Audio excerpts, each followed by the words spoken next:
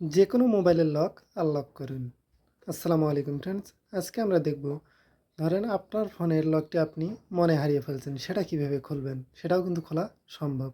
সেটা ওই ফোন দিয়ে না হলেও কিন্তু অন্য ফোন দিয়ে খোলা সম্ভব।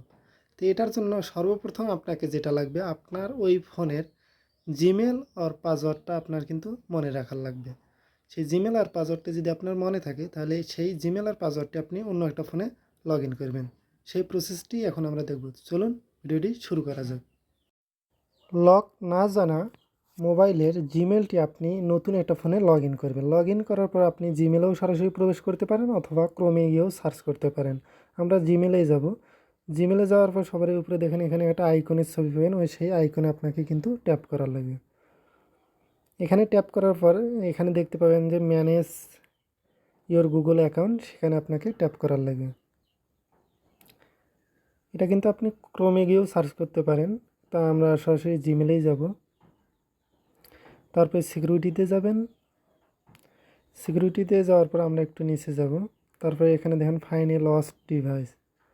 এখানে দেখেন ফাইন্ড এ লস্ট ডিভাইস নামে একটা অপশান আছে, সেখানে আমাকে ট্যাপ করার লাগবে। ট্যাপ করার পর দেখেন এখন কিন্তু সরাসরি ক্রোমেই ঢুকছে।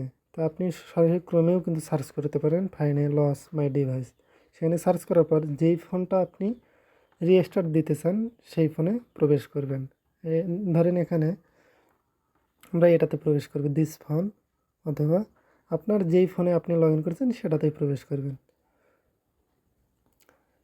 তারপরে এখানে দেখেন যে তিনটা অপশন আছে, সবারই নিচে দেখেন যে তিনটা অপশন আছে। এখান থেকে কিন্তু আপনি অনেক কিছু করতে পারেন। দেখেন এখানে আমার চার্জ আছে কত, আমি তো আমার নিজের ফোনেই করতেছি, তো এখানে এখানে দেখেন 72% চার্জ আছে। এখানে উপরেও দেখেন যে আমার 72% চার্জ আছে। আর নিচে দেখেন এখানে দেখেন সিকিউর ডিভাইস, এখান থেকে কিন্তু আপনি লক লাগাইতে পারেন। সেটা আমাদের ফ্যাক্ট না, আমরা দেখব যে সেটা কীভাবে আনলক করা যায়। এখানে দেখেন ফ্যাক্টরি রিসেট ডিভাইস, এখানে যদি আপনি ট্যাপ করেন তাহলেই কিন্তু ওই ফোনটি সঙ্গে সঙ্গে হার্ড রিসেট হয়ে যাবে, মানে আপনার যতগুলো তথ্য আছে সবগুলো তথ্য কিন্তু রিমুভ হয়ে যাবে।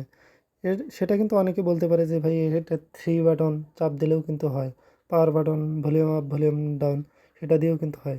তো সেটা না করে আমরা যদি এটা এই জিমেল এবং পাসওয়ার্ড দিয়ে অন্য কোনো ফোনে লগ ইন করার পর যদি ফ্যাক্টরি রিসেট করি, তাহলে কিন্তু আমাদের প্রবলেমটি একেবারেই সলভ হয়ে যাইতেছে।